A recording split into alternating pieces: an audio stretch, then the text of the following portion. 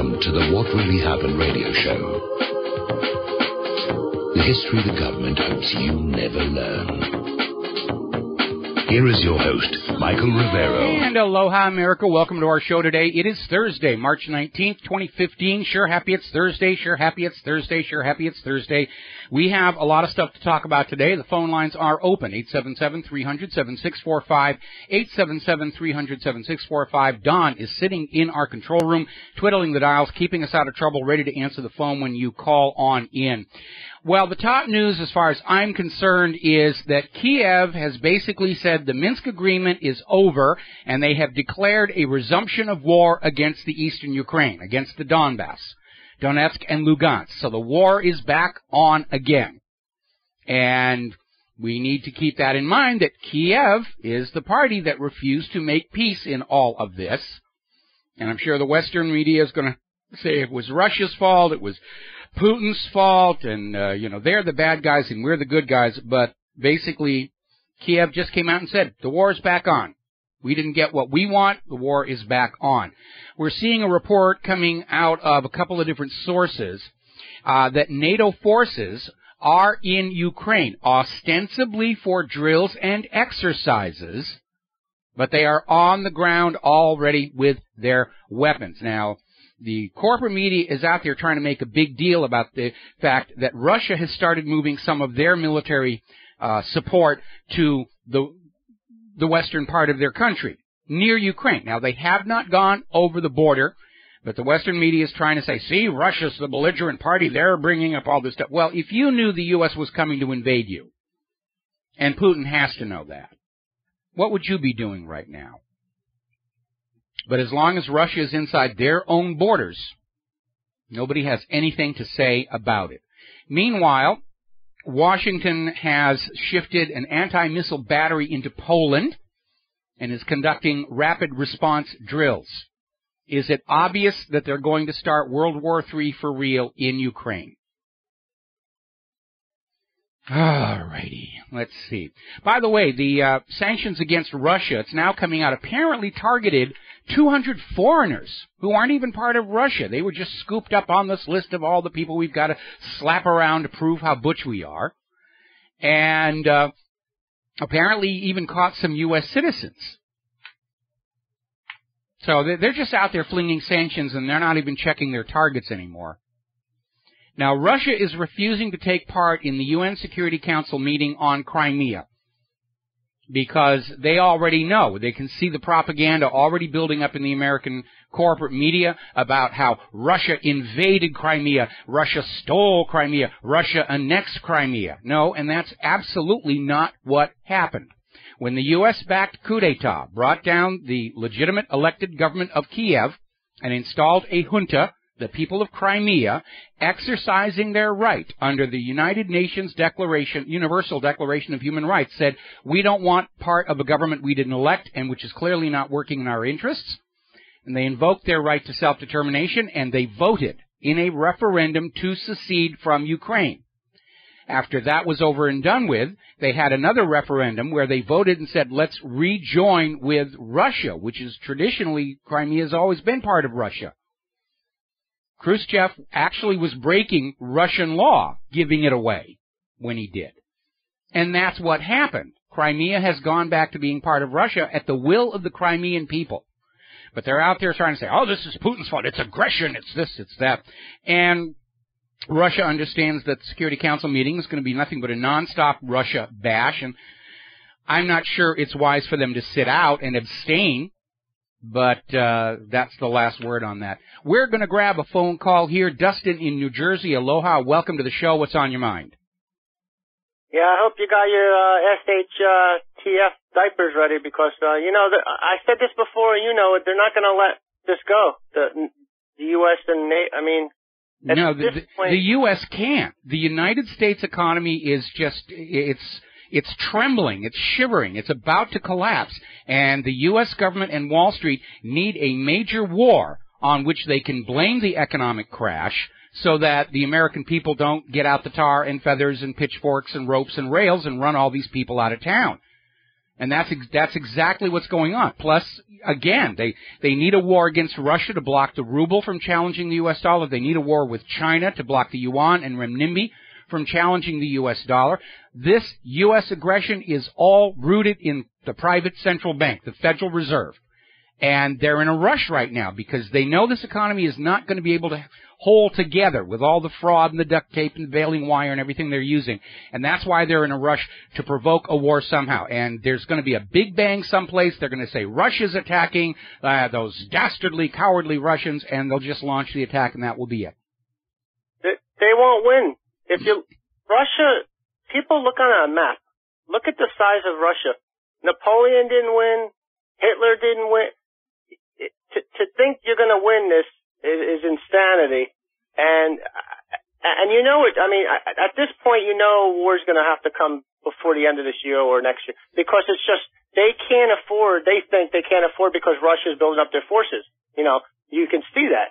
And they're doing all this training. Russia wouldn't you, if you saw the U.S. getting ready to invade your country like they've invaded so many others to take it over for their financial gain, wouldn't you be bolstering your defensive posture? Yes, of course you would. It's common sense. This proxy war is not going to work, though.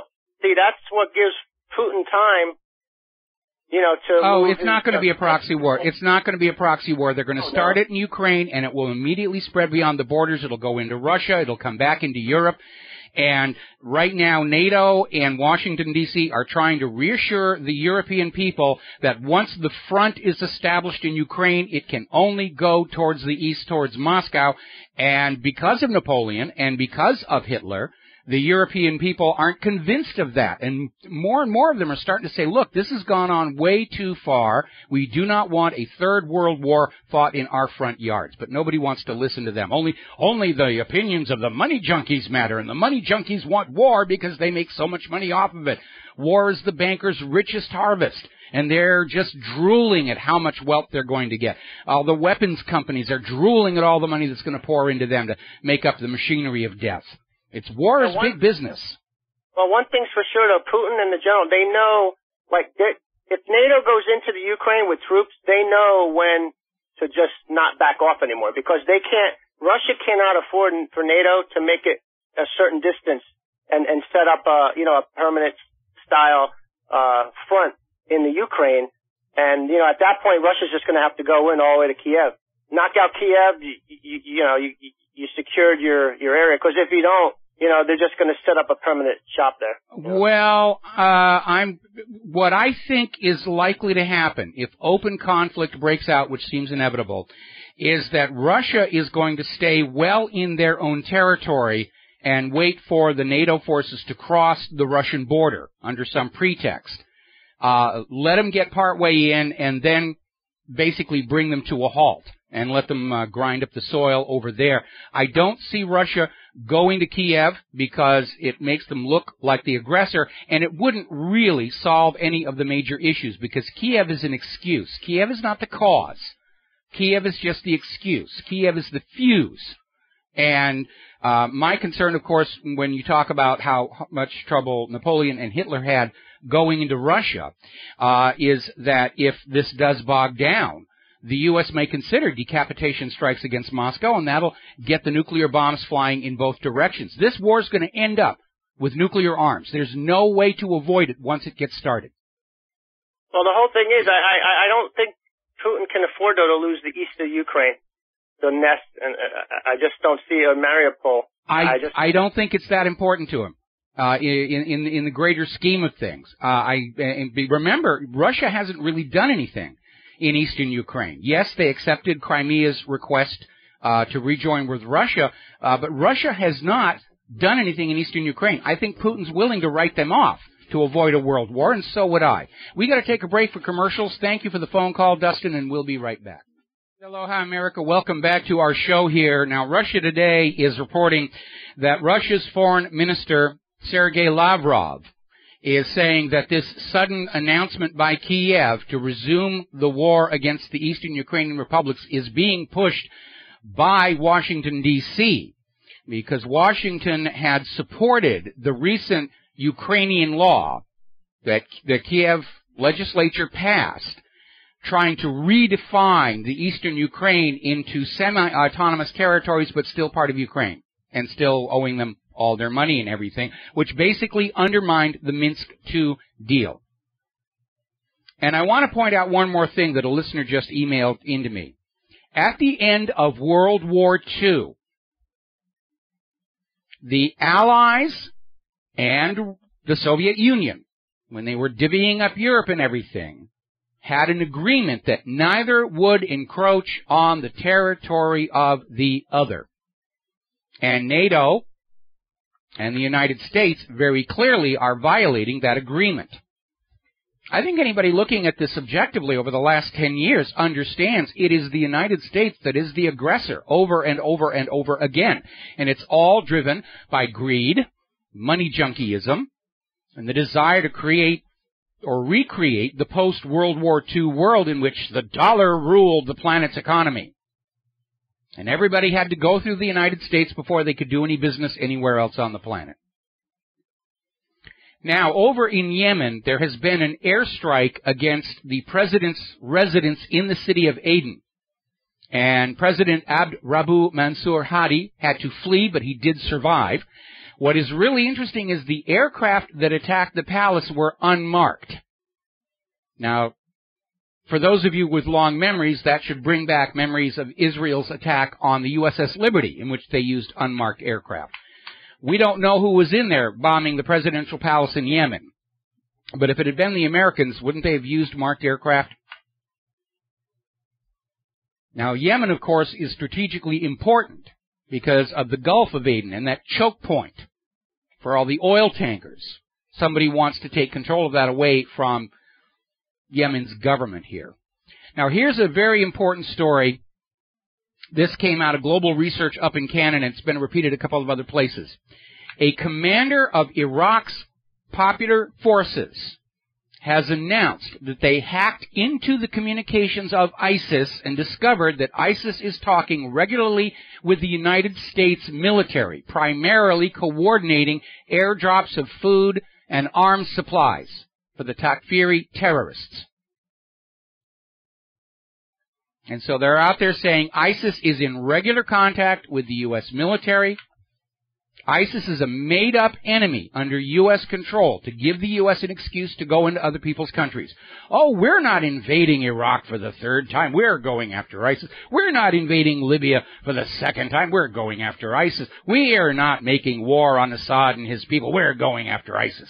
That's the big scam that they're using to launch this new world war, or escalate it. I mean, let's be honest. With all these conflicts the U.S. has started all over the globe, we're already in World War III. Future historians will say we were into this mess at this point in time.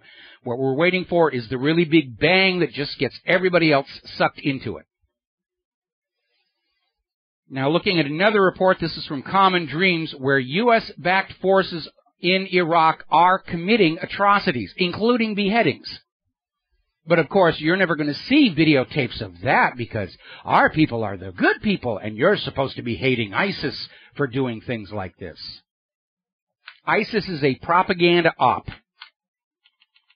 It's a couple of hundred guys in costumes with a video production crew and rather poorly done special effects, which gets us on down to Tunisia because armed militants have attacked the Tunisian parliament. The other day, apparently they've taken hostages. The other day they attacked a museum because we all know what an important military strategic objective a building full of antiques is going to be. And they're now announcing that ISIS has taken credit for all these things in Tunisia. Or to be more accurate, the actors playing at ISIS took credit. So now there's going to be calls for U.S. military intervention in Tunisia. And remember, we're not making war on Tunisia. We have to go in and get ISIS. That's what you're going to get. Far more alarming story over at Activist Post, commenting on the fact that Saudi Arabia and Israel seem to be edging closer to the possibility of war with Iran. Now, Netanyahu has failed to get the U.S. to go fight Iran for him. In fact, right now, it looks like the U.S. is beginning to really split off from supporting Israel. And now that Netanyahu has won his new term as prime minister and is feeling invulnerable and invincible, he may just go on and attack Iran, like they've been saying that they were going to do all along, with the aid of Saudi Arabia. We're going to grab ourselves a phone call. Steve in California. Aloha, Steve. Welcome to the show. What's on your mind? Well, I just want to know, Michael, what you think on this. I check the Baltic Dry Index pretty much every day, and I noticed it's starting to creep up now, and I don't see the response. I don't see the visual of that number climbing with the cargo ships coming into San Francisco Bay, all loaded. I'm starting to think that number now is that market watch is being manipulated, just like Washington is manipulating the stock market. I just don't believe the number anymore. Now, it used to be I thought it was true. Now I don't. What do you think? I think it probably is true because you need to understand it's a global index. And if it's creeping up, it means that somebody somewhere on planet Earth is starting to buy raw materials. It just may not be the United States. Could be companies in Asia, could be companies in Africa. There are some places that are trying to industrialize. China may be starting to import more material. And, of course, everybody getting ready for war is going to be importing in bulk the metals and chemicals needed to make things that go bang. Yeah, that makes sense. Hey, one last question.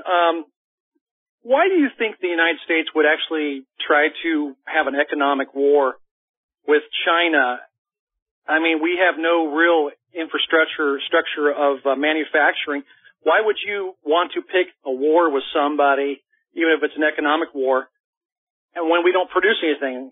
I mean, we import almost everything. This has nothing to do with import and export. This has to do with forcing the world to only do international business using the U.S. dollar, from which the U.S. financial system gets a piece of the action. Wall Street has gone from a nation that manufactures and grows agricultural product to a nation that simply finances everybody else's activity on Earth for a piece of the action. And that's a much easier way to be getting rich, and that's what they want to do. It's got nothing to do with Chinese manufacturing and everything to do with the rising challenge by the yuan and renminbi to the U.S. dollar's dominance in global banking and finance. We got to take a break for commercials. Steve, thank you very much for the phone call. We'll be back with another phone call after these few words. Aloha, America. Welcome back to the show here. We got a caller waiting on the line, but before I take the phone call, a couple of headlines you need to hear about. The former head of NATO, U.S. General David Petraeus, is out there saying that Iran is the greatest danger facing Iraq, not ISIS. And, of course, he should know because now we know for sure ISIS is working for the U.S. government. And the U.S. government is in a quandary because Iran is in Iraq helping the legitimate government against ISIS. And that means Iraq and Iran are drawing closer together. Remember, when Iraq mounted this latest offensive against ISIS, they didn't even tell the U.S. because they knew that ISIS would get a heads up. And so now Petraeus is out there saying, we've got to attack Iran to protect Iraq. Here's your rifle, David. Here's your parachute. Watch your head climbing into that transport plane, and we'll call Tehran and tell them you are on your way to kick their butt all by yourself. But the rest of us are going to sit this next one out here. Another interesting, alarming story over in Press TV. A bipartisan group of 360 members of the United States Congress have signed a letter warning President Obama that any sanctions relief on Iran as part of the P5+1 deal will require new legislation from Congress. So here we have on full display to the voters of the United States of America a Congress fully under the control of Israel, doing everything it can to prevent a peaceful resolution. Congress is just basically taking Israel's money to send your children off into a war on Iran. That's what they're trying to do. And this schism is opening up between the White House and Congress. And I am not sure about the legalities, whether Congress is in control of the sanctions or not, because the sanctions are part of foreign policy, and foreign policy belongs to the State Department and the White House. But we're seeing the Congress flagrantly violate, ignore the Constitution to serve their masters in Tel Aviv. And it keeps on going. And even more bizarre, 3 former U.S. ambassadors to Ukraine have written an op-ed in the Los Angeles Times suggesting that Kiev, rather than Moscow, should be the venue for the May 9th Victory Day parade. It's none of their business. I mean, Kiev can have a parade on May 9th, but I don't think Putin is going to be, yes, let's go over to Kiev and have a military parade through the center of town. I don't think Poroshenko would be very comfortable with that either. All right, we're going to grab a phone call. John in Barbados. Aloha, John. Welcome to the show. What's on your mind? Hello, Michael. Yeah, I'm looking at the things that are going on in Iraq. And as I predicted, Tikrit is now firmly in the hands of the Iraqi-Iranian coalition. Yes. Despite America's best efforts. And with this hacking of the communications, as I said, 2 weeks ago maybe? Yes. How long before the Iraqis turn the guns on the Americans that are in Iraq? Because now they know that the Americans are their enemy. Well, they've known that all along. I mean, if 2 invasions of your country by a foreign power doesn't tell you that foreign power is your enemy, I don't know what will. But I think this is like a in-your-face confirmation now, and I believe that... And let's not forget about all those Iraqis who were tortured to death to find weapons of mass destruction that didn't exist. You can't have that happen to you and feel entirely warm and fluffy about the country doing that torturing. Absolutely not. And I think it's another example of American foreign policy getting the reverse Midas touch. Yeah, there's no grand overall strategy. I mean, it almost seems like they're creating our foreign policy using a dartboard over at Foggy Bottom. You know, what do we do today? Well, it's going to Syria. What do we do tomorrow? That's going to Libya.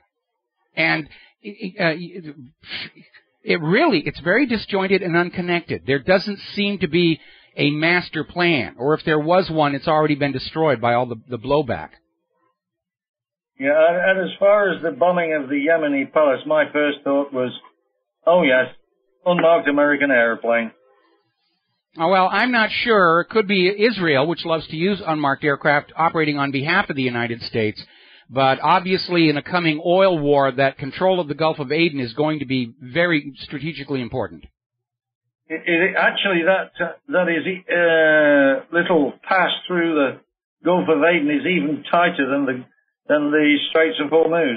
That's exactly right. Shore batteries on Yemen can effectively close off that channel. Yeah, absolutely. We're looking at I mean, these are like Jen Psaki moments that we're hearing from the administration. You know, it's totally laughable, some of the things they're coming forward with. Well, it would be if so many people weren't dying for the joke. Oh, it's not a joke, but it's laughable. I mean, you know, they can't possibly think that they're convincing anybody of this rubbish. Well, apparently their underlings are telling their bosses what the bosses want to hear. Yes, the American people believe us.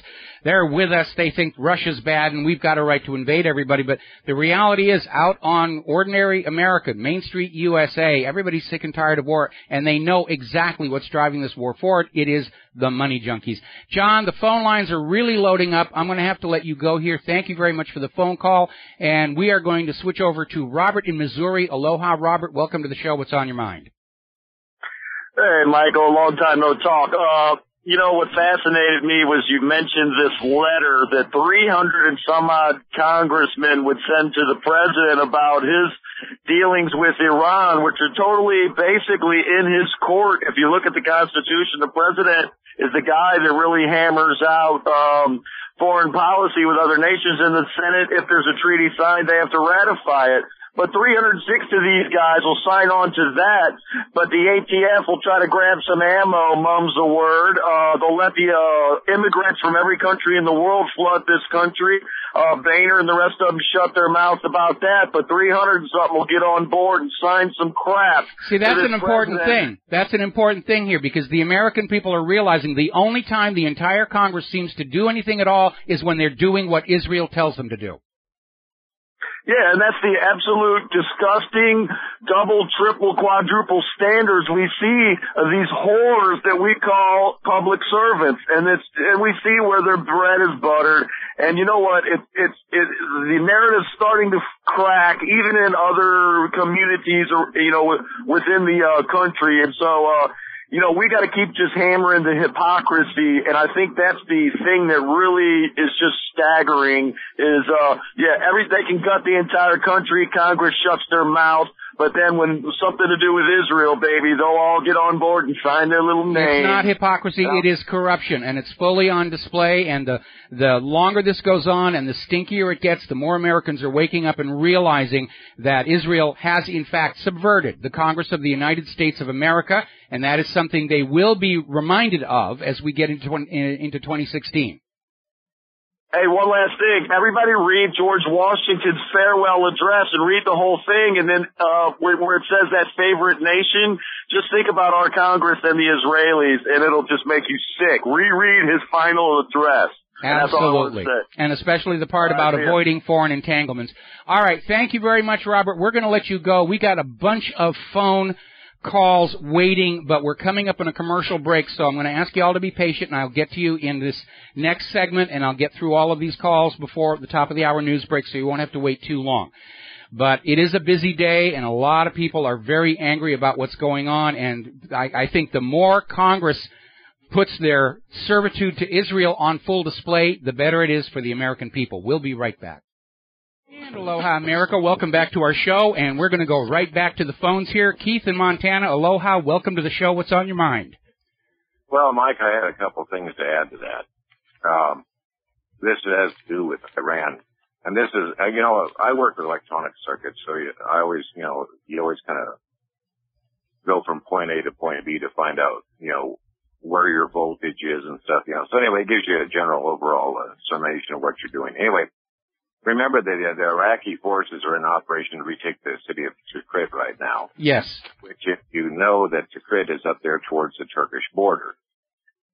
And the other portion of this is that the pivotal role of this general, and I'll probably butcher his name because I don't speak Farsi, but this Hussein Soleimani, if that's how I would say it, right? Right. But anyway, he's up there in that northern Tikrit area, protecting the Iraq's Kurdistan region, which is the same exact area of Tikrit. And he's also listed by the United States as a terrorist. So now we see the UN coming out with the ICC should prosecute ISIS for its genocide war crimes in Iraq, and they're naming the areas that is where it is entire thing is at. So in doing a circuit loop, you can see that since Iran is doing such a great job being led by this general up there to destroy ISIS, that their little plan is unraveling. So that's why all of a sudden now Iran is being demonized, as you just mentioned, that by what's his name, that other idiot here, Dempsey, whatever his name was, Petraeus. That Iran, that Iran's the biggest threat to Iraq. See, so. Like I say, it's just like tracing a circuit down. You can see, but you gotta add stories together to actually see what's going on. Well, see, here's the problem. Okay, Netanyahu still wants American kids to go and whack Iran for him to get rid of a regional political rival, and he thinks he's going to get it because he succeeded in getting American kids to go off and whack Saddam Hussein, getting rid of a regional political rival. And now that he's passed his election and he's not vulnerable any longer, he's basically putting pedal to the metal. And the good news, of course, is that everybody in the United States Congress who is working for Israel ahead of the United States of America is now fully on display for the voters to see. And that's actually a good thing. And I hope this schism between the White House and the Congress just keeps on blowing up and gets stinky as all get out and calls the attention of the American people to what's really going on here. And as you're already aware, I'm not a big supporter of Obama's policies, but in this case, under the Constitution, he is absolutely in the right, and the Congress is in the wrong, and Congress is in the wrong because they're being told to be in the wrong by a foreign power, and that's what the American people need to take away. Yeah, could have said it better myself. Anyway, I just wanted to add that about what the timetable is going on over there. So, anyway, thanks, Michael. All right, you got it. And the reason they're concerned about Iran doing so well in Iraq is, first of all, the U.S. isn't able to control Iran the way they control ISIS in Iraq, so they can't predetermine the outcome of the conflicts. And it's making Iran look good to those other nations in the Middle East. Hey, Iran's coming on in and they're cleaning things up for us, and that's going to build their reputation and respect and influence in the region. Keith, thank you very much for the phone call. We're going to switch over here to Mo in Florida. Aloha, Mo. Welcome to the show. What's on your mind? Hello, Michael, or should I say aloha and thank you for the forum? Aloha, nui, nui, nui. Well, we've been to Hawaii once. It was back in 1983, and I loved it. But, I changed my question about 10 times because there's so much going on. But yes. I wanted to get your opinion on this. I know Iran has nuclear weapons, or at least, a lot of people say they do, and I believe they do. But they don't have a delivery system. So if Israel wiped them out, what are they going to do? Well, let me back up here. First of all, I disagree that Iran has nuclear weapons. I could certainly understand why they would want one, but even Israel's Mossad is saying they're not seeing any indications that Iran is pursuing a nuclear weapon, and probably for two very good reasons. The first one you point out, they don't have delivery systems.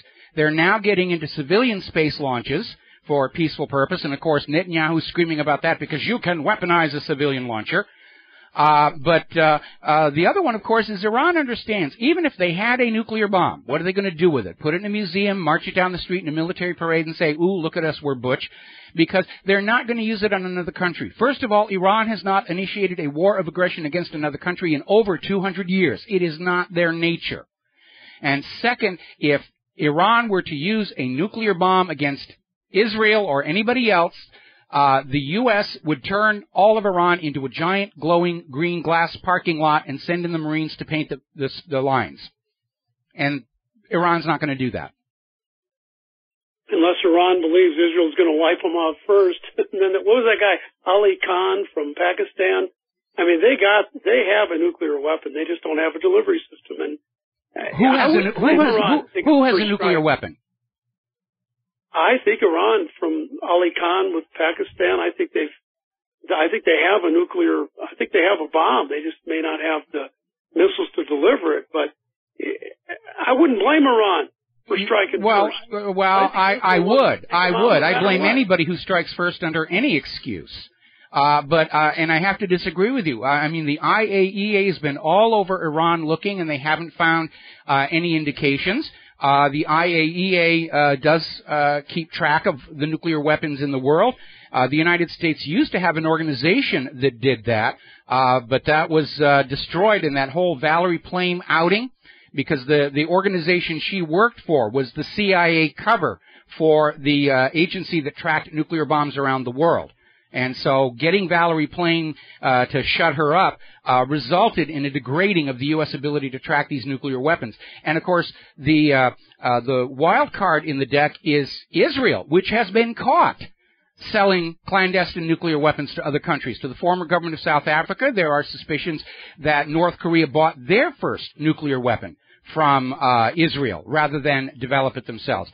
But I disagree with the idea that Iran has a nuclear weapon because they don't have the means to use it, and that makes owning that weapon all downside and no upside. It doesn't make sense for them to have a bomb they can't use. When the Soviet Union collapsed, they have a lot of unaccounted for plutonium. I do know that, and it went somewhere.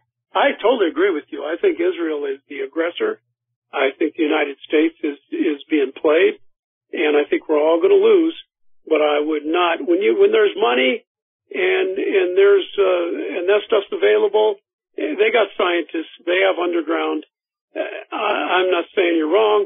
I'm just saying that I don't think Israel knows they don't have a nuclear weapon, and it doesn't mean they couldn't. I'm just saying I wouldn't blame Iran. Well, look, Israel's own Mossad says they don't see any evidence of it. The IAEA has found no evidence of it. It's all allegations, and it's about as real as Saddam's nuclear weapons. Remember how they were saying, oh, yes, he's got them, and they invaded, and they kill him, and it turns out, oh, gee, how silly. Those nuclear weapons weren't there after all. When Israel bombed Iraq's nuclear power station at Osirak, they were screaming they've got a clandestine nuclear weapons factory under the reactor. Turned out, no, they didn't. Israel likes to scream everybody else has nuclear bombs, but so far Israel is the only nation in the Middle East that actually does have the nuclear weapons. And I don't think Iran has one. I don't think they're interested in getting one because, again, it's all downside and no upside. Iran is trying to avoid a war. Having an actual bomb, even if never used, gives the Israel and the United States an excuse to attack. And so I have to disagree with you on that. I need to let you go. Thank you very much for the phone call. We got time to fit in one more call from Glenn in Philadelphia. Aloha. Hello, Mike. Hey, they built their nuclear weapons in their secret underground facility. Oh no, wait, that's Israel. That's Israel. That's Dimona. Yeah, sorry. No, actually, And by the way, Crete is just a rehearsal for Mosul. If they take Mosul, that's a major paradigm shift, momentum shift in the whole thing. Yes. But the reason I called was, you made me think of a nightmare scenario here. If this tension between the executive and the legislative branches continues for about another year and a half, and the powers that be decide to give somebody an eternal flame, and promote everybody's favorite foot and mouth CFR toady, Joe Biden, the president, and cancel the elections, we've got ourselves both a war and the ultimately crazy war president. Well, you're partly right in my opinion. I think the schism between Congress and the White House, if it goes on more than 2 months, they will impeach him and install Biden as the new president. They won't have to worry about the next election because Biden will have the advantage of the incumbency going into 2016, and we won't have to worry about Hillary any longer. Thank you for the call. Need to let you go here. We're going to take a break for our news, and we'll be right back. Aloha, America. Welcome back to the show. Hour number 2. The phone lines are open. 877-300-7645, 877-300-7645. Don is still sitting at our control panel, managing the Truth Warp Drive, and ready to grab the phone when you call on in. Now, over at chroniclesmagazine.org, they are taking Secretary of State John Kerry to task for lying. And I love the opening line in their article. Even a seasoned cynic sometimes gasps in disbelief at some of the things Kerry was telling a press conference in Geneva on the 2nd. And he's out there trying to say, we are not involved in numerous color revolutions, as Putin asserts. Putin misinterprets what we're trying to do here, you know.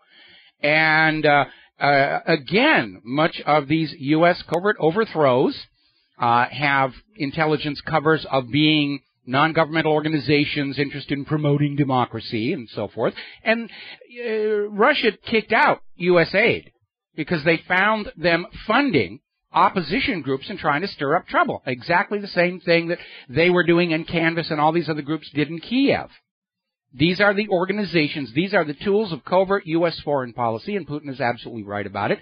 And we have Jan Psaki out there saying, oh, no, we don't covert overthrow other governments. We don't do that sort of thing. Do you remember Iran in 1953? The CIA admits they went in and overthrew the democratically elected government of Mohammad Mossadegh and installed the Shah to guarantee cheap oil to American and British oil companies. They did this exact same thing down in Chile.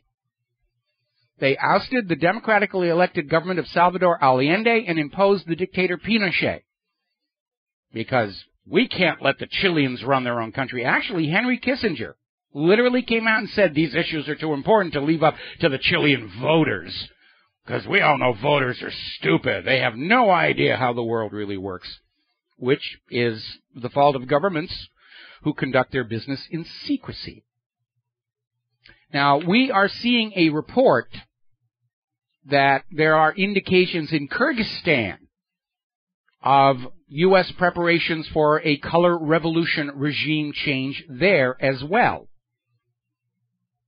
So having totally botched the one in Ukraine, and remember, since the end of World War II, the U.S. bats about 500 on these covert overthrows. They only succeed about half the time.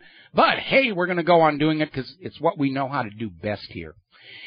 And getting on back to this big stink up in Turkey, where the Turkish government arrested a Canadian intelligence officer linked to the Canadian embassy in Jordan who was trying to smuggle 3 British girls into Syria to join ISIS for some propaganda purpose where Great Britain could say, see, our own people are siding with ISIS, and that's why we have to spy on you and watch you and read all your emails and everything. But we can't trust you. Actually, the problem is the other way. We can't trust the government. The government has, of all nations, Great Britain, France, Germany, the U.S. have proven their untrustworthiness time and time and time and time again. And so there was some kind of a false flag was being planned. They needed to get these girls into Syria, then bring them on back, set them up as patsies for some big bang in Great Britain someplace. Another story that we have out here, and this was over at avaz.org. And they're back to saying, we must have a no-fly zone over Syria for the safety of the Syrian people, because the Syrian Air Force is using chlorine gas bombs on children, and the little babies are gasping as hospital workers have to watch them die. Okay? If at first you don't succeed, lie again. The U.S. government is once again screaming about bogus chemical weapons to sell us a war in Syria. And again, to detect a lie, look for what should be there and isn't. And what isn't there is a reason for Assad to gas his own people, especially children. First of all, knowing it would justify invasion by the U.S. Assad's enemies are the U.S.-backed mercenaries, and they've left all their own children safe back at home, wherever they came from. Remember, 90% of the Free Syria Army are not from Syria. They're hired mercenaries. So are ISIS. And the U.S. government actually thinks that you are all such brainless morons that you don't remember all the times they were screaming about sarin gas that turned out to be a lie, or Saddam's nuclear weapons, or torpedoes in the Gulf of Tonkin, or a Spanish mine in Havana Harbor, or the Lusitania not carrying weapons of war when those dastardly Germans sunk it.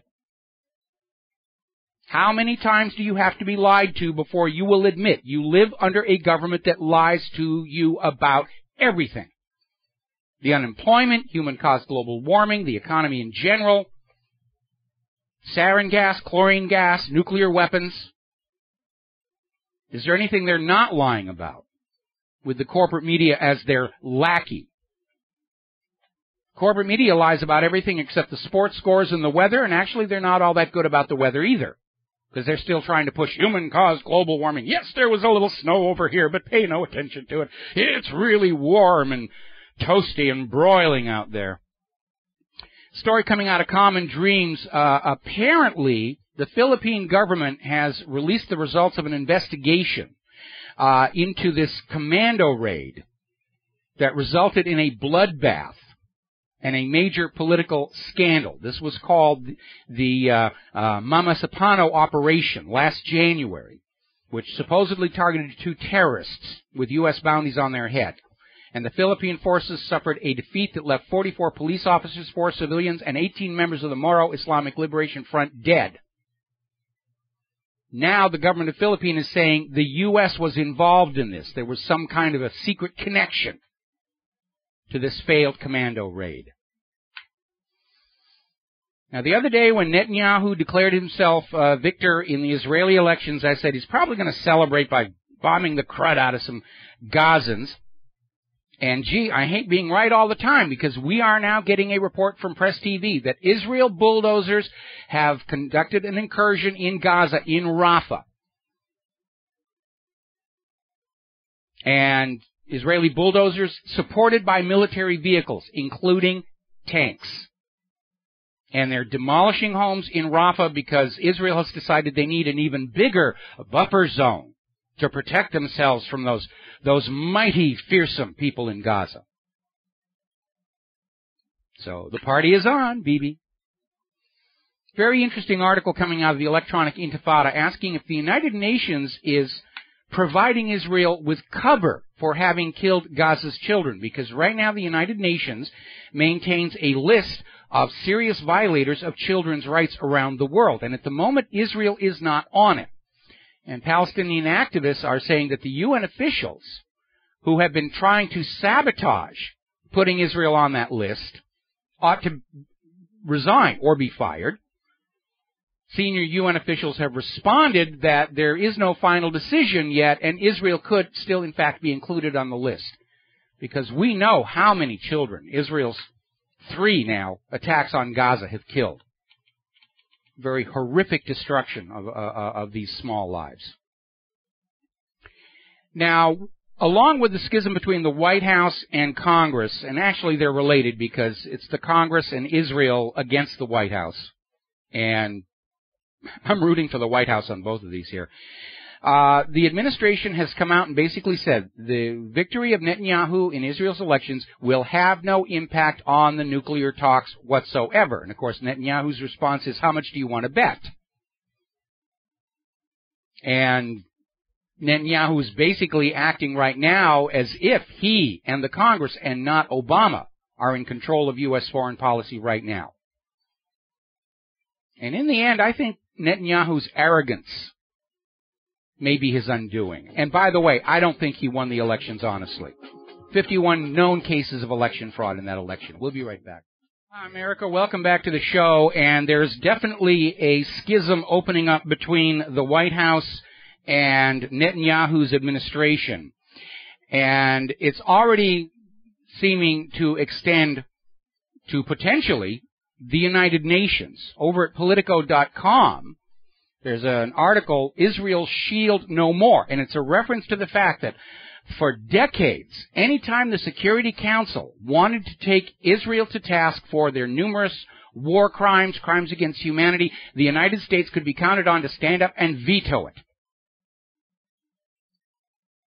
And now administration officials are saying they're revisiting the U.S. stance in light of Netanyahu's pre-election statement about never allowing a Palestinian state. And now we're seeing a story even in Haaretz where the U.S. could actually now back a Security Council resolution declaring statehood for Palestine. This coming from the Obama administration. Even more than that, the United States, meaning the White House, might impose sanctions on Israel or might refuse to block the case moving forward in the International Criminal Court. And of course, this has triggered outrage among Israel's servants in the United States Congress. So Marco Rubio is out there saying Obama is showing more respect for Iran than for Israel. And he came out and said, America's commitment is to the state of Israel. And I have a message for Marco Rubio and for everybody stupid enough to vote for this guy again. America's commitment is to the American people, not a foreign government.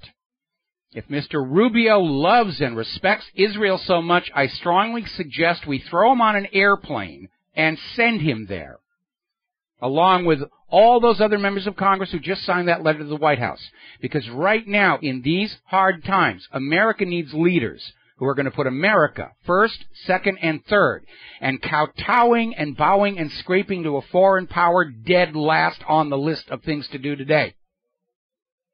And I am sick and tired of what is supposed to be the representatives of the American people just always out there saying, oh, Israel's this, we've got to do this for Israel. No, you don't. Israel should take care of Israel. We have enough problems to deal with in this country. U.S. taxpayer dollars are still pouring into Israel for brand new buildings and weapons and all the rest of it while our infrastructure continues to crumble. We don't have money to fix the aqueducts out there in California, but we got plenty of money to buy weapons for Israel. Does that not tell you how corrupted and subverted the U.S. government is right now by Israel? And apparently there's been enough of a fury over this where all of a sudden Netanyahu is backing off the statement he made about never allowing a Palestinian state. He's backing off and saying, well, I want to clarify what I was saying, meaning he's going to change his story. That's what clarification means in political speak. He's going to change his story. Going to go 180 degrees, just like Hillary did with her email sorted by computer, and then, oh no, I want to clarify, it was all read by human. No, that was a 180-degree reversal, and so is this coming from Netanyahu. Netanyahu was on MSNBC's Andrea Mitchell Reports, which means nobody in this country was watching it because MSNBC has lost their audience already and saying, well, I'm going, I have not changed my position. I still favor a two-state solution here. And then he goes on back about the thing about, the two-state solution will happen when Palestine recognizes Israel's right to exist and stops committing acts of terror. In other words, Netanyahu's trying to mend fences with the White House, but he's still going to go on stalling Palestinian statehood with the same lies he's been saying all along. Because we already know, it has been stated by every single Palestinian government and the rest of the Middle East, they will recognize Israel's right to exist exactly 1 second after Israel recognizes Palestine's right to exist. That's been the block all along. Israel demands a right to exist and recognition of that right to exist, but refuses to grant that to anybody else. And that has been the cause of all the violence and bloodshed for decades now. And there's also a little bit of a trap in there as well, because Israel still refuses to draw its official borders. And so if you say, I recognize the state of Israel exists, and then Israel says, well, our border goes way, way out past where you're living now, and you got to get out. That's another problem. Nobody knows what they're recognizing because Israel's borders are drawn with dry erase markers. We're seeing an article over here in the New York Times. Israel's Netanyahu reopens door to Palestinian state, but White House is unimpressed. And I'm not surprised they're unimpressed because this is just Netanyahu being Netanyahu again. He's going to say what he thinks people want to hear and then do what he wants to do. And Netanyahu is a little late realizing that when you go into a foreign country and you pee in the backyard of that country's leader, there's going to be a price. There's going to be a price. Netanyahu and his enablers in Congress have committed a diplomatic mistake, a whoopsie, a big one. And Obama is probably very angry about it, and I do not blame him one tiny bit. So, we're getting reports now that the United States Army has finally, years and years and years after signing a treaty promising to do it, starting to destroy the largest U.S. stockpile of chemical weapons. And what they're destroying is stuff that's been sitting in the barrels so long, it's starting to rot away and become unusable and unstable anyway, but at least they're finally getting rid of it. I wonder where they're going to put the residue. I mean, talk about toxic waste disposal. What do you do with old, used-up chemical weapons? It's an academic question here. All right, let's talk about the economy a little bit. Beijing is doubling down on trying to establish the yuan's acceptance as a global reserve currency. They're already getting that from a lot of countries and IMF. Now they're talking about maybe it should be the dominant global currency. And, of course, that is exactly the reason why the U.S. is trying to stir up a war against China. Story over at Investment Watch blog. They're talking about statements made by Yellen at a press conference where she was hemming and hawing and dancing around and refusing to comment on biotech and social media stocks, but admitted that the equities markets are overvalued. She put it as delicately as she could. Market valuations are on the high side. It's a little overvalued, which is like saying the Titanic hit a little ice. But even Yellen understands that all this manipulation of the stock market has created a dangerous degree of overvaluation. And the more a market is overvalued, the worse the final inevitable correction is going to be. More confirmation that Fannie Mae and Freddie Mac are going to need taxpayer bailouts. Apparently, they're taking a bath on derivatives. I wonder if any of those are connected with Europe. We got to take a break for commercials, and we'll be right back. Hello, hi, America. Welcome back to the show. We're talking about the economy. Now, as you know, this seriously misguided, poorly thought out oil price war that was started to try and harm the economy of Russia has backfired horribly. Yes, Russia suffered harm from it, but they were far more resilient than other parts of the world, like Venezuela, Canada, Alaska, United States, Europe.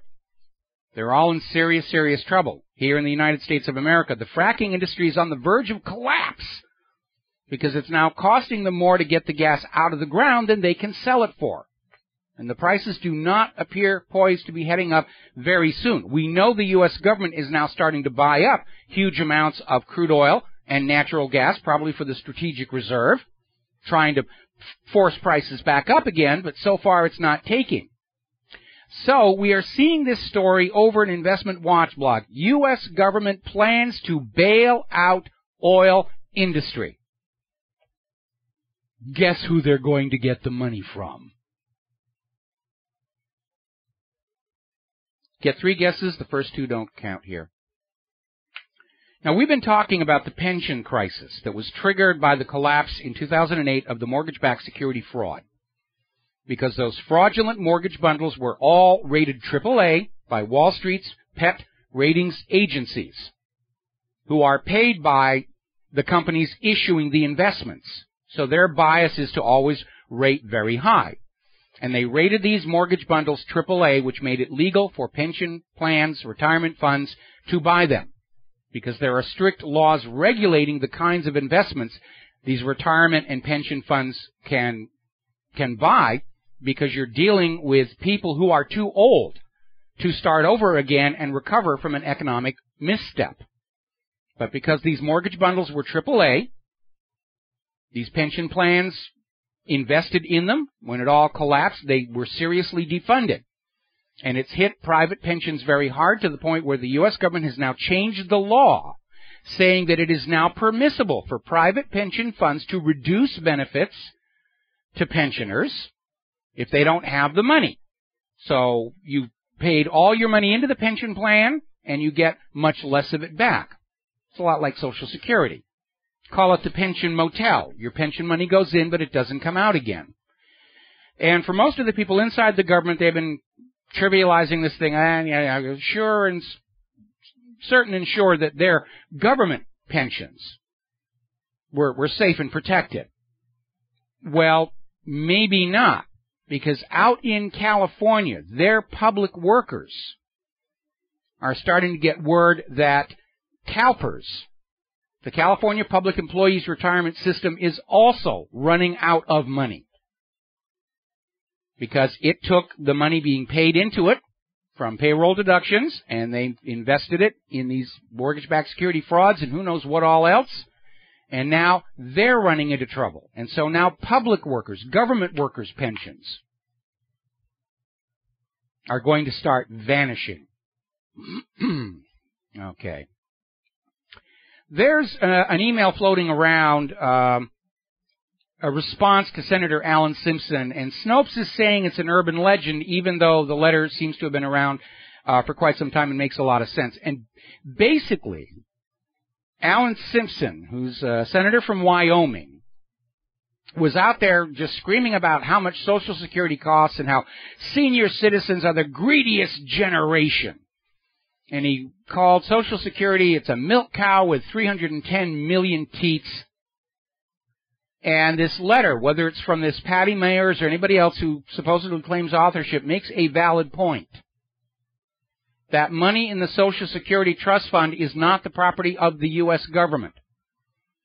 It is our money that has been taken out of our paychecks all during our working life, and we were told to trust the U.S. government that it would be invested wisely at interest to fund our retirement. And instead, the money got looted out, got loaned to pork barrel favored projects, which lost money. And of course, starting with the Clinton administration, the federal government has been looting that cash out of the Social Security Trust Fund and spending it as general revenues. And they've been replacing it with these treasury bonds, which now the U.S. government cannot redeem. So to Senator Alan Simpson, we are not being greedy. We simply want back the money that we trusted you with. And you don't have a right to say that we're being greedy for wanting the return of our property. Unfortunately, Senator Simpson seems to have fallen into the same mindset we see in virtually anybody in government and Wall Street, that it's really all their money to begin with. They just allow us to use it from time to time. That we, the people of the United States of America, we're just a herd of livestock, human capital to be managed. And if it's just costing too much to support us all, and we're not providing enough wealth to them in exchange for that, well, we'll just send them off to get killed in the war. But it is a very dangerous mindset for Senator Simpson to have, to basically be acting like Social Security is the property of the United States government, and it isn't. It's our money in there. And they don't have a right to just take it and spend it elsewhere. Back in the 1980s, when people were starting to worry about the retirement of the baby boomers, they raised Social Security taxes to put some extra cash in there to cover the baby boomer retirements, and Bill Clinton spent it all.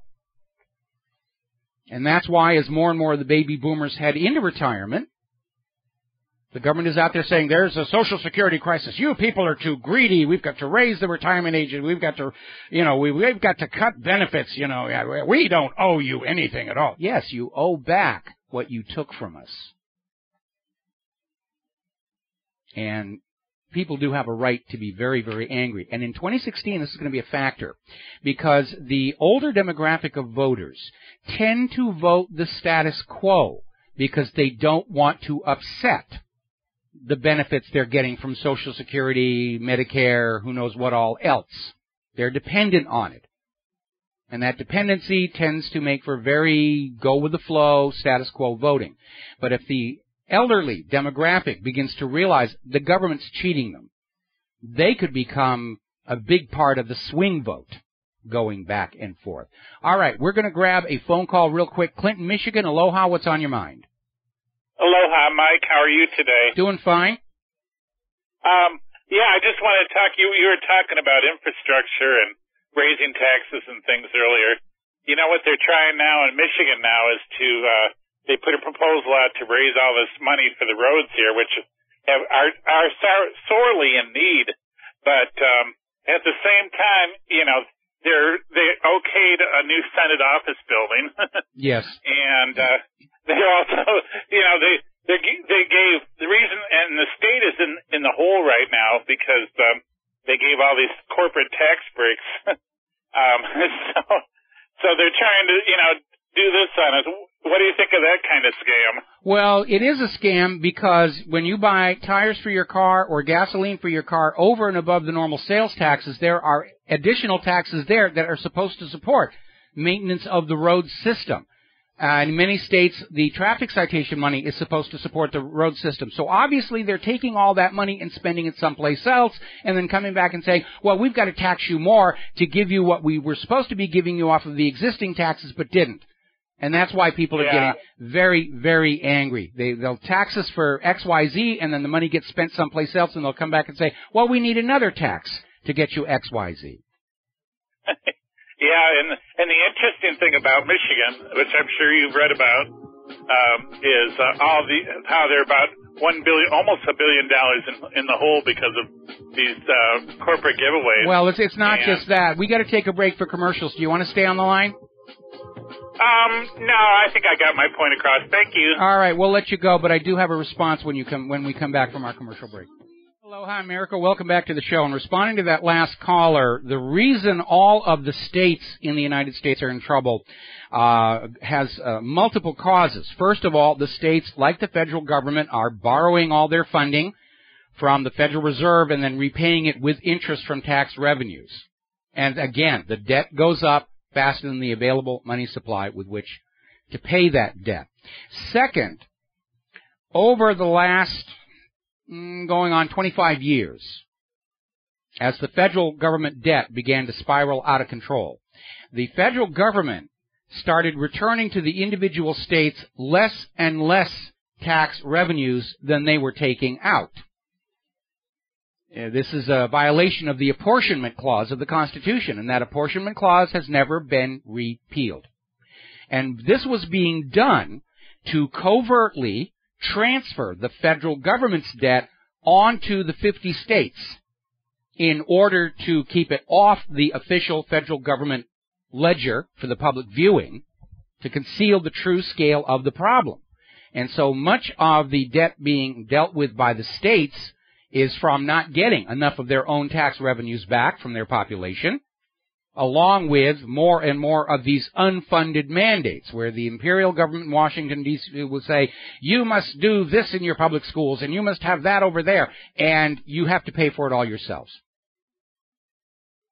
So that's a big part of the problem. But ultimately, The reason our nation is in debt is because little over 100 years ago, a corrupted Congress and a corrupted president sold the people of the United States of America back into the same predatory banking system that we had fought a revolution to break free of in the first place.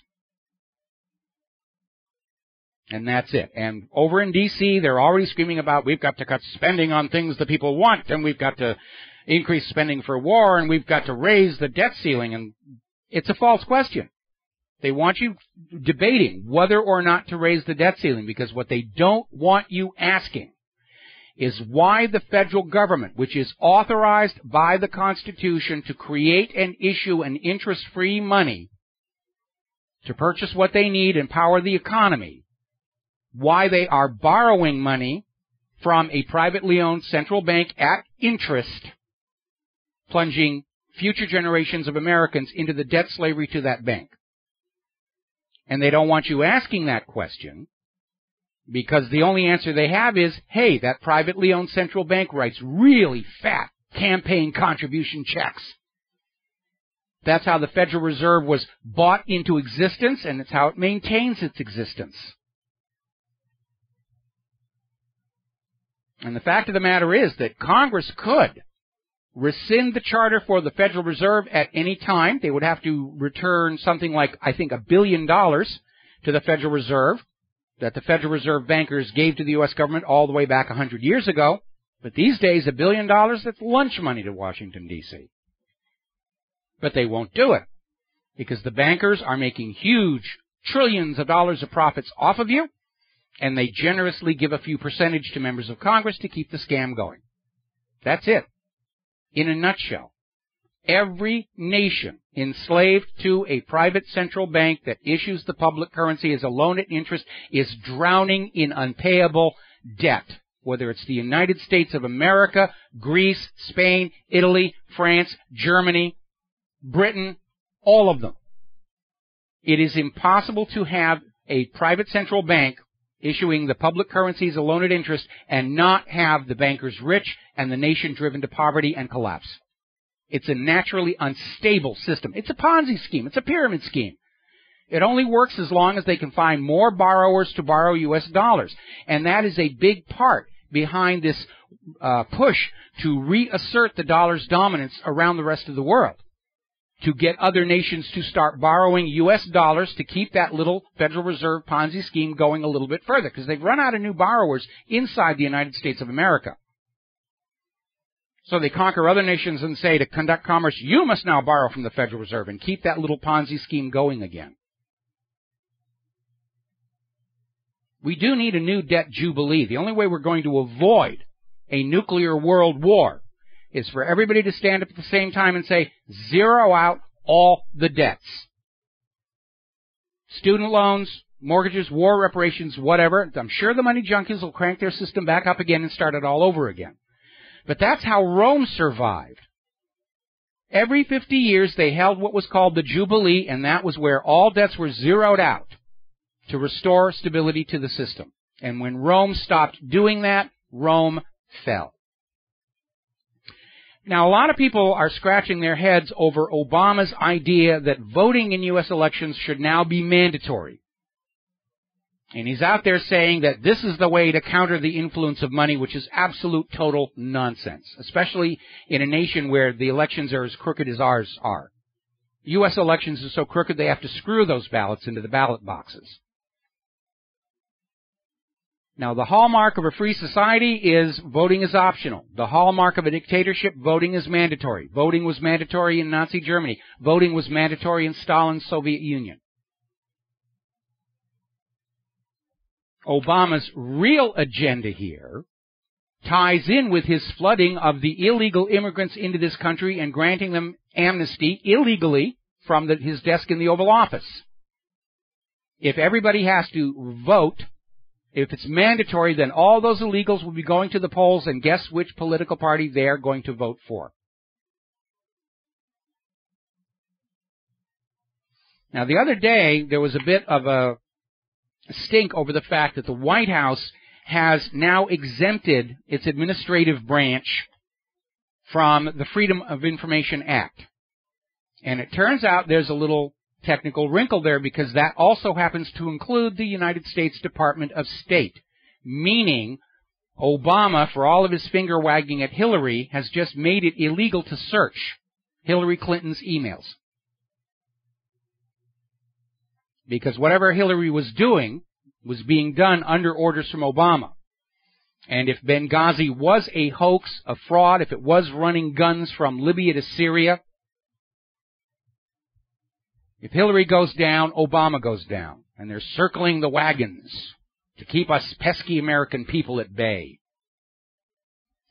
Meanwhile, CBS has admitted that over $200 million donated to the Clinton Foundation came from foreign governments and foreign non-governmental organizations.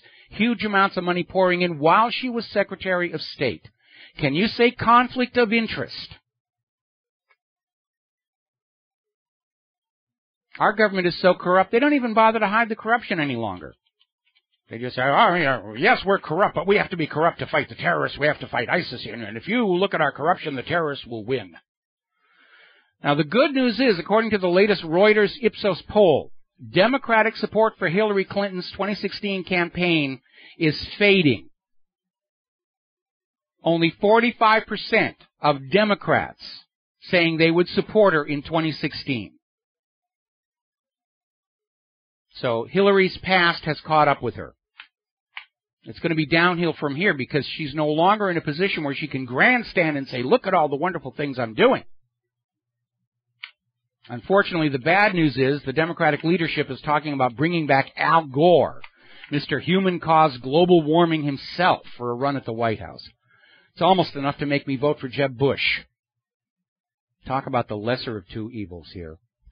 Alrighty, getting on to the subject of computers and computer crime, over in Great Britain, the Police Intellectual Property Unit arrested an individual who's apparently this prolific uploader of World Wrestling Entertainment and Ultimate Fighting Championship content. Now, these are big business. Pro wrestling is big business, and this is really where a big problem, where these pirates, the people who are openly stealing intellectual property and posting it, created the justification for the government to come on down to all of us and limit our freedoms.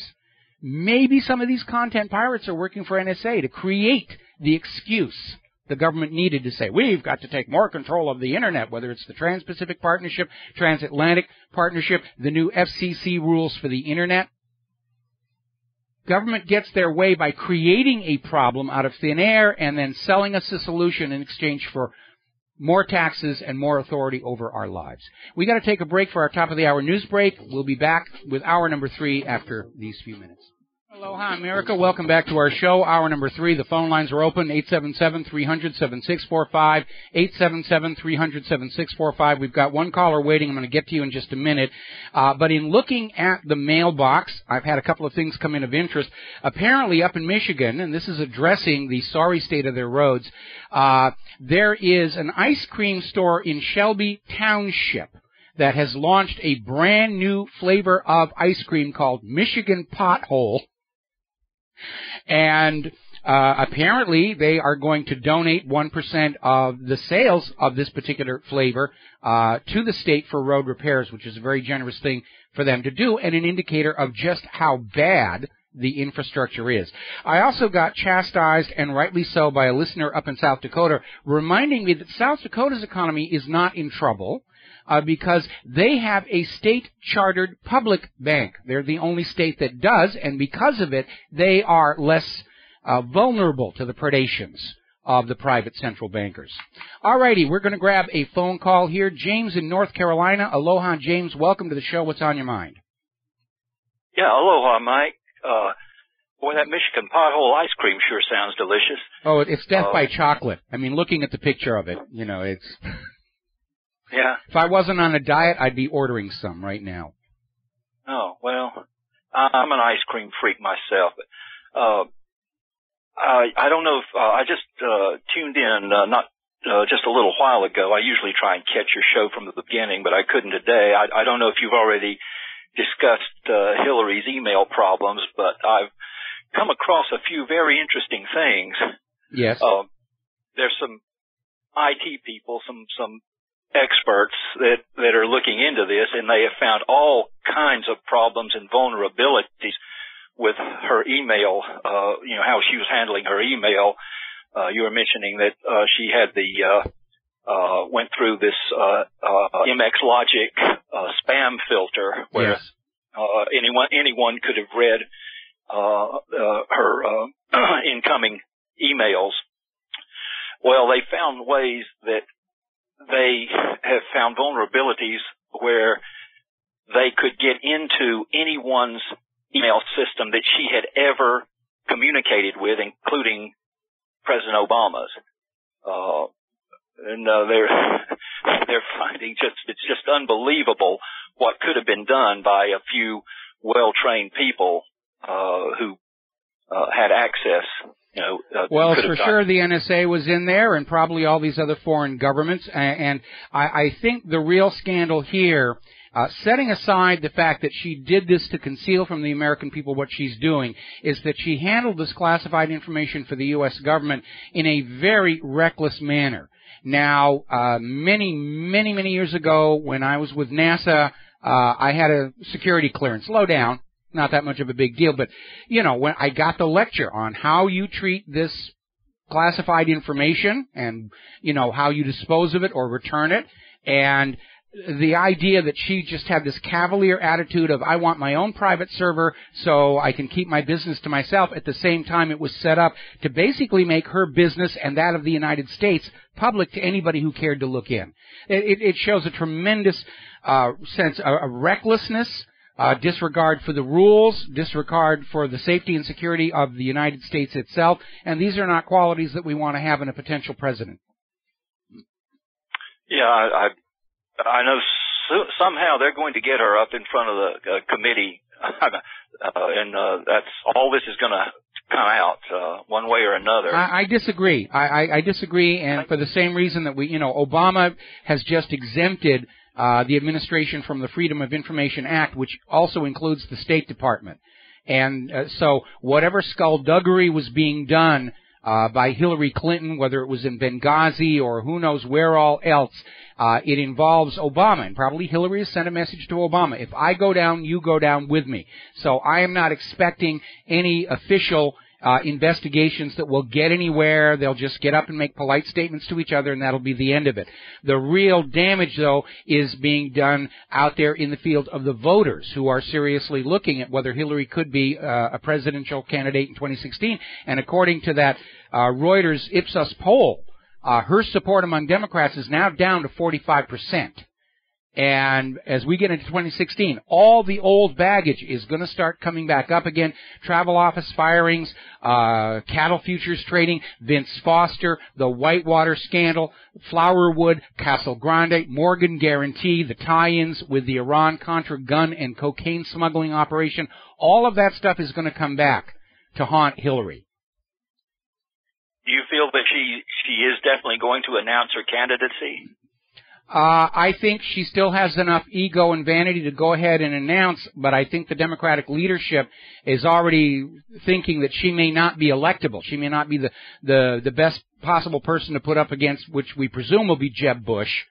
And that's why they're starting to talk about bringing back Al Gore.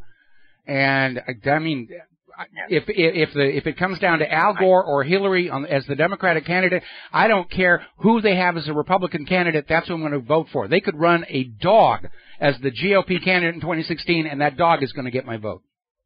Yeah. Well, I hope you're wrong about her being able to avoid confronting the committee. I mean, I hope they can, manage to get her to face questioning one way or another. Well, I mean, look at the history of the Clintons back to Bill and Hillary. They have managed to just dance away from scandal after scandal after scandal after scandal. The only time they got him one was the Monica Lewinsky thing, and that was a distraction to the public, to distract the public away from the real scandal, which was government-sanctioned drug running, funding illegal arms to Nicaragua. So Ken Starr got up there and he dangled that blue dress in a little tawdry sex scandal, and the Americans said, oh, we're going to look at the sex scandal, and they totally missed the fact that the biggest drug smuggler in the country is the country. And that should have been where the investigation led, but it didn't. Yeah.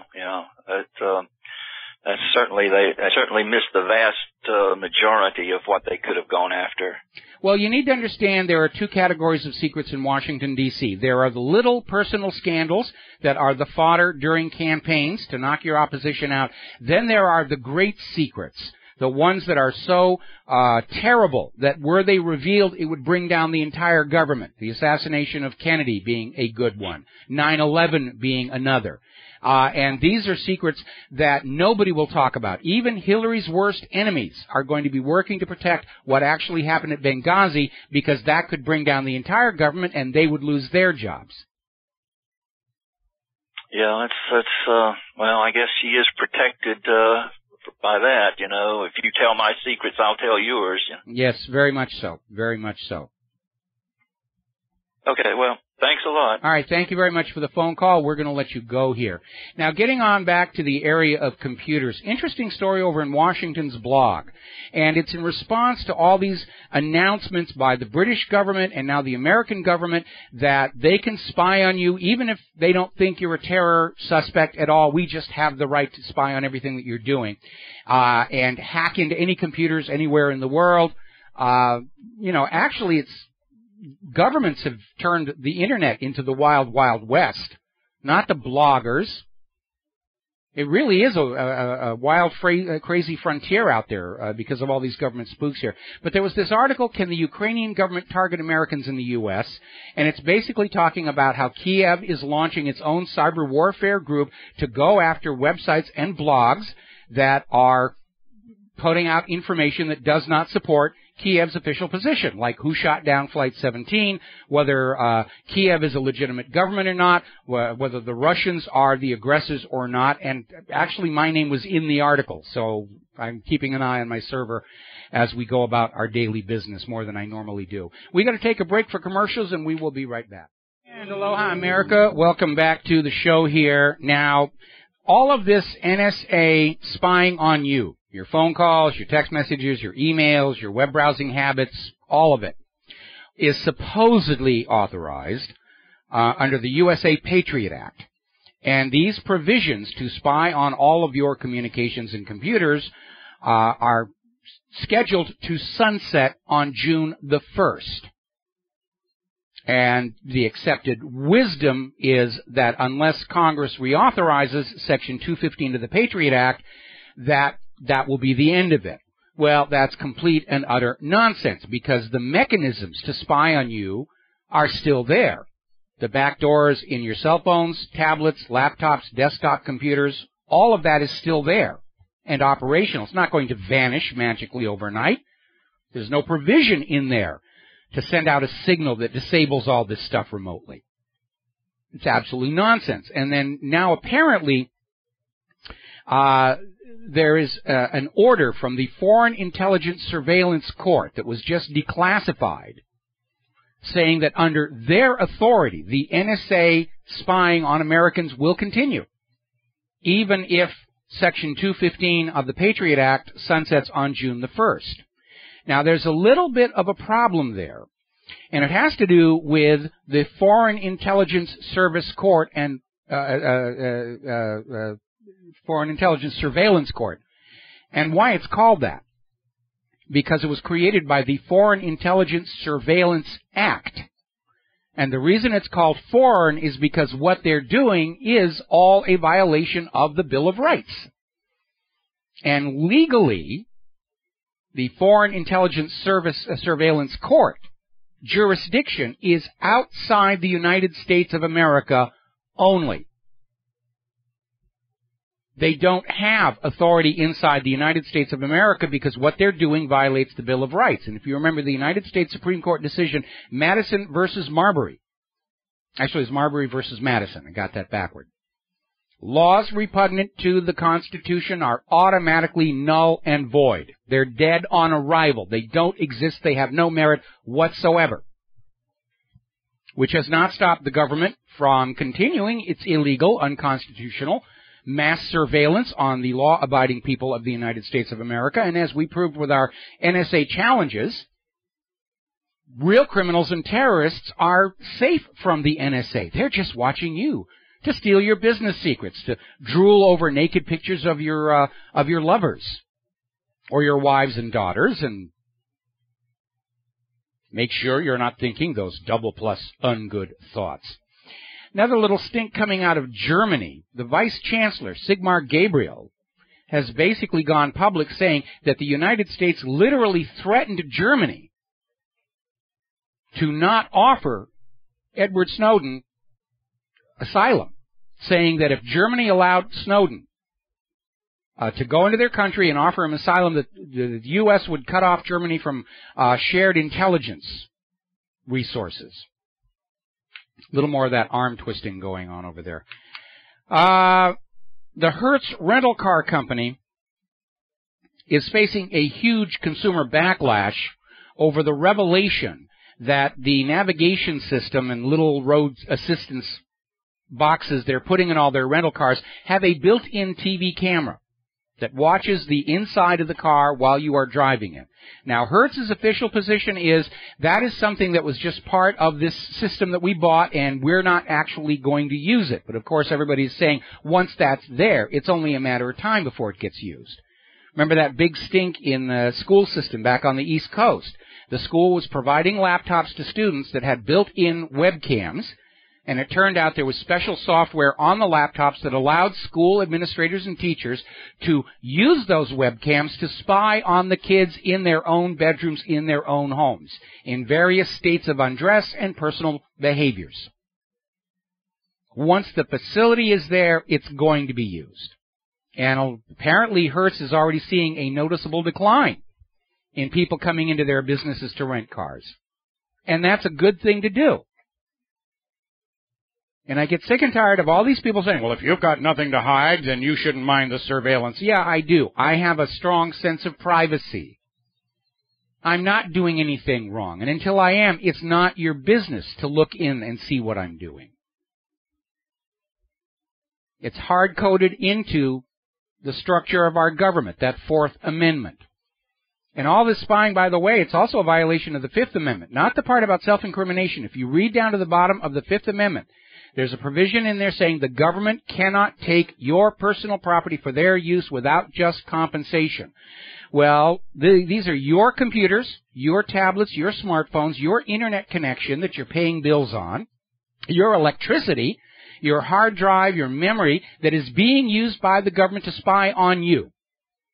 Are you getting any compensation for it? There you go.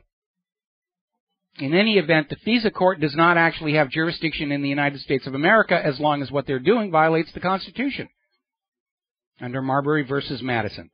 Now, over in Great Britain, they're getting ready to issue a report on the abuse problem in Iraq. And apparently, in order to come to the preordained conclusion that it wasn't a big deal, they are refusing to look at the recently released report on the CIA's use of torture. And by that we mean the sanitized, cleaned up, we think we can get away with this part of the report, not the fully classified and still hidden from public view version. But they're trying to impose filters to make sure that, we can look our voters in the eye and say, it wasn't such a big deal. Really, if you make a stink about torture, the terrorists will win. Now, apparently, there's this big event every year called Eurovision, where all the countries of Europe send their top talent and they sing and dance and do everything.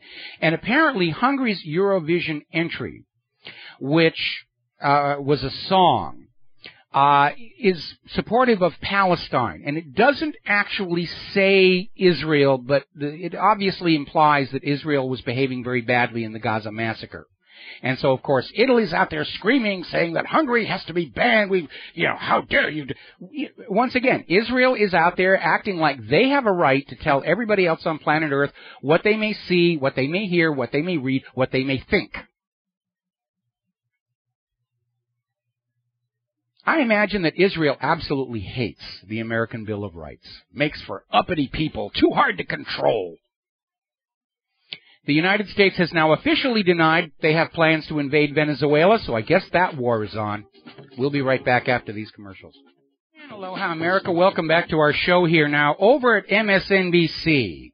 And I can understand why Fox and CNN are replaying Netanyahu's interview from MSNBC, because if he was on MSNBC, nobody was watching. MSNBC's ratings are terrible. I think I have a bigger audience than they do. And it's continuing to decline, and now they're talking about major management personnel shakeups, trying to save what's left of the network. And basically, they were riding high in the ratings when they had Keith Olbermann. And he was out there basically telling the truth about what was going on in the Bush administration. And then he was somewhere else, and they brought in Rachel Maddow, Ed Schultz, and Al Sharpton, and they're out there pushing the agenda, and inevitably the audience turns away from them. And as a matter of fact, it's been a problem all across all the corporate media. They like to argue who's got the biggest share of the market. What they never talk about is the total market is shrinking. It's called viewer flight. It's been a problem for decades now, and they don't know what to do about it. Now then,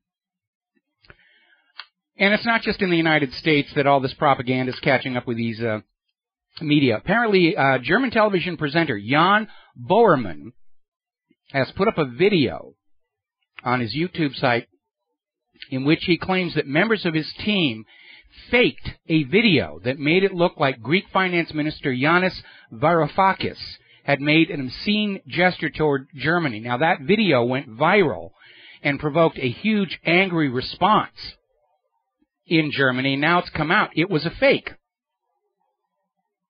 To get the German people all riled up against Greece and say, yes, put the screws to them, tighten the crater there, how dare they, was another media fake here.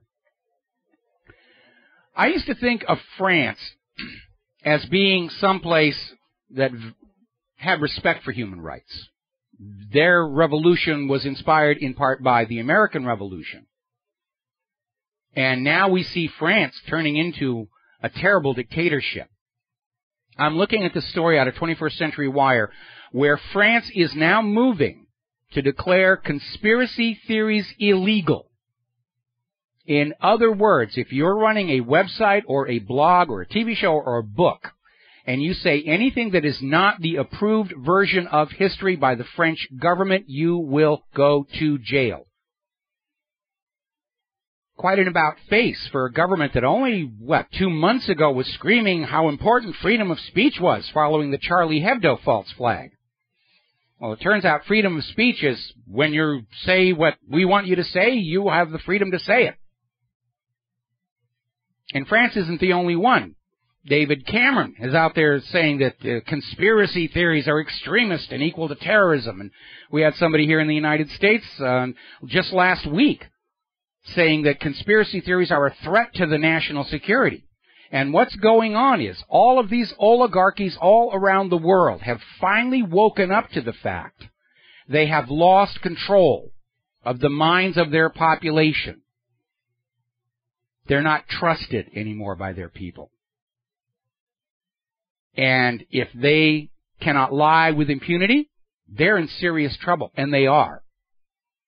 And so now we're seeing in France, Great Britain, here in the United States, finding some way to demonize conspiracy theories and conspiracy theorists. Oh, they're aiding terrorism. They're a threat to the national security. And it reminds me of this coffee mug that we have for sale in our online store. And there's a motto on it. The fastest way to bring down a dictatorship is to force it to act like one where everybody can see it. And that's what we're seeing now in France, in Great Britain, and the United States. And for them to be this overt about it is a signal of just how afraid they are that their long rule by lies, fraud, and deception is coming to an end. Now, here's a bizarre piece of legal rigmarole. Over in Seattle, a U.S. District Court has said that it is okay to ban pro-Palestinian ads on Seattle buses without violating the Constitution. You don't get more Orwell than that. And the legal justification was because the bus company, when they put the pro-Palestinian ads up, received threats of violence from Israel's supporters. And because the bus company couldn't guarantee the safety of their passengers from these pro-Israel terrorists, they took the ads down. The people behind the ads sued under the First Amendment. And the U.S. District Court said, oh, no, they can ban the ads without violating the Constitution because, after all, Israel supersedes the Constitution and the Bill of Rights in the United States of America. Don't you understand that yet? New expose in The Intercept by Trevor Aronson, and he's been spending a lot of time investigating how the FBI sets up and entraps innocent people to declare them terror suspects for the headlines, for that constant drumbeat of, there are terrorists in our midst, there are terrorists in our midst. And apparently they're talking about this case of this mentally ill man in Florida, who he was mental illness, maybe he's had too many antidepressants, financially unstable, who was targeted by this elaborately orchestrated FBI sting in 2012. Using a paid FBI informant who hired this mentally ill man for a job, and because he didn't have any money at all. They literally had to give him a job to give him the money to sell him, provided by the informant, inert weapons, which were then used as the excuse to arrest him. They can't find real terrorists. All the terrorists out there are working for somebody's government. That's why the FBI is going around setting up patsies and entrapping them. And it keeps coming out. We've seen the pattern time and time again over the last several years. There'll be a big announcement, FBI busts potential terror attack. And they'll get headlines saying, be afraid, the terrorists are coming to get you. And then 6 months down the road, it goes to court, and the judge looks at it and says, this was entrapment. This guy had no intention of doing anything. The FBI informant talked him into it. Gave him the money, gave him whatever. And they throw it out of court, and that never gets reported on the corporate media. All that gets reported is the arrest and the potential terror suspect. And then MSNBC wonders why their ratings are in the Al-Qaeda here. Speaking of hoaxes and frauds and lies, as you're probably aware, following the wounding of 2 police officers in Ferguson, there was a manhunt all across the city, and they finally grabbed and arrested a suspect and declared him guilty on the basis of a confession. Well, that suspect has now been able to get his own version of the story out into the public and said basically he was pistol whipped until he confessed. Now, for those of you who don't know exactly what that means, it means taking a police officer's gun and slamming it into the back of the guy's head over and over and over again until the guy says what you want him to say. That's how they're finding their criminals and terrorists and shooters. They're just grabbing random people and torturing them until they say, yes, I personally shoved that iceberg into the path of the Titanic. I personally nailed Jesus to the cross. I killed the dinosaurs. I did it myself. I extincted them. Used up a lot of ammo for that one here. Not too long ago, a big stink over New York Police Department editing their Wikipedia entries about police brutality. Well, now the San Diego Police Department has been caught doing exactly the same.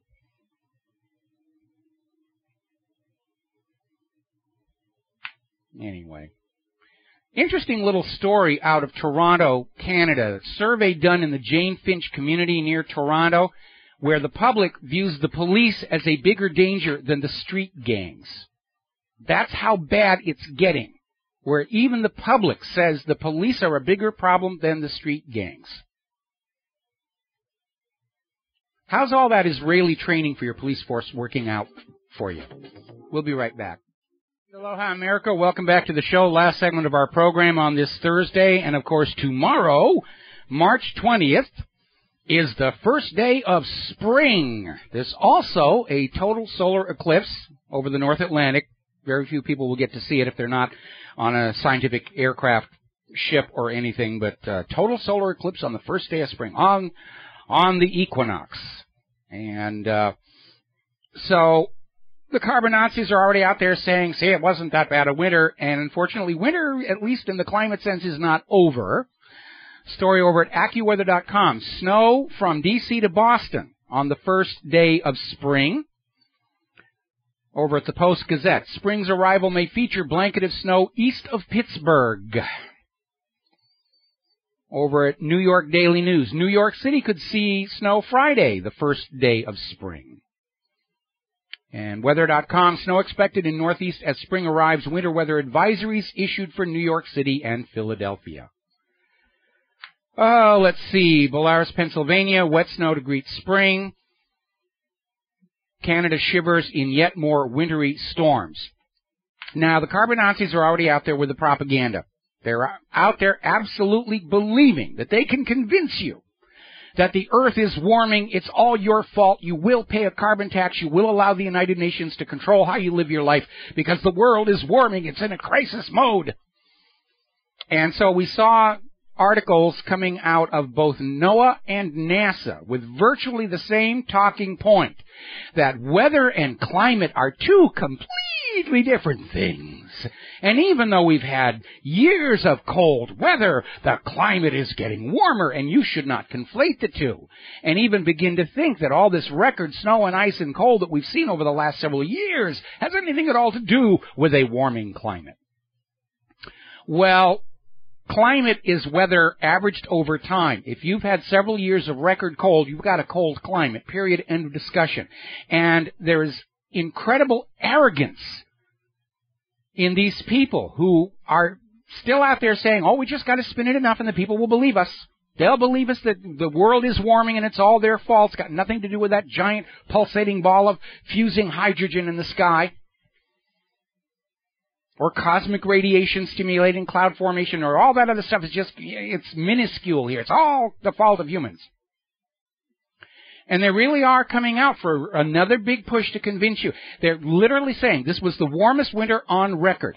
And their talking point, of course, is that it was snow and cold in the Northeast, but that was the only other place. Every other place was roasty toasty. No, it wasn't. They had record cold and snow out in Denver. They had that town in Italy, got 100 inches of snow in a single 18-hour period. We had a blizzard on the big island of Hawaii a week ago that shut down the observatories. Now, the people who are behind this global warming hoax, like Al Gore, they're making money off of this thing. Al Gore ended his campaign against Bush pretty much dead broke, and now he's a multi-millionaire from buying and selling carbon credits all over the world. And you know who helped Al Gore set that up? Enron's Ken Lay. It is a scam to do to planet Earth with carbon dioxide what Enron did to California with electricity. That's exactly what it is. Now, all these media outlets and scientific institutions and government agencies that bought into this thing now have to keep on supporting it because their reputations are on the line. They can't back up and say we were wrong. They certainly can't say we were just BSing you for funding. And it was rather interesting. I saw the current National Geographic on the newsstand at the supermarket, and I left it there because the banner story on there was, why don't people trust science any longer? And underneath it, it had the little list of, climate change isn't real and vaccine, and all that whole list here. And they're trying to basically say that anybody who's questioning vaccine safety, GMO safety, human-caused global warming, they're being anti-science. No, we're not. We're just pointing out the fact that science throughout history has made major blunders. And very often these blunders were driven by political or financial or religious interests and agendas. Scientific method is a very powerful tool for determining what reality is, but individual scientists are just as corruptible as individual clergy or individual politicians. And you should never believe anything somebody tells you because that starts with, I'm a scientist and I say whatever. If there's one thing you should take away from this show and my website is that you are all perfectly capable of applying scientific method yourself. You're perfectly capable of analyzing and figuring things out for yourself. The government and the corporate media think you're stupid. That's why they were trying that nonsense about how the world is getting warmer, but the heat is hiding in the bottom of the ocean, which, by the way, has already been discredited by the latest temperature measurements from the abyssal plains. And it never made sense anyway because of convection. When you have a fluid, whether it's air or water, warm water rises to the surface. Warm air rises up. If there was some magic mechanism by which all of the supposed heat was sent to the bottom of the ocean, it would not stay there. It was a completely bogus attempt to spin away the fact that after screaming about dying polar bears and flooding sea coasts and the rest of it, none of those dire warnings have come true.